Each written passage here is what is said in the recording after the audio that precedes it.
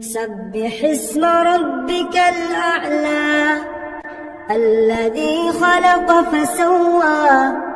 والذي قدر فهدى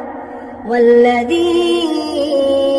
أخرج المرعى فجعله غثاء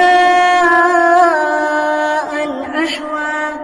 سنقرئك فلا تنسى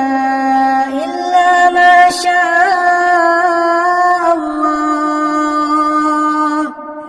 إنه يعلم الجهر وما يخفى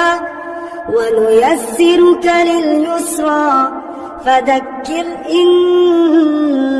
نفعت الذكرى سيذكر من يخشى ويتجنبها الأشقى الذي يصلى النار الكبرى ثم لا يموت فيها ولا يحيا قد أفلح من تزكى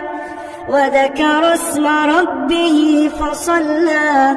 بل تؤثرون الحياة الدنيا والآخرة خير وأبقى إن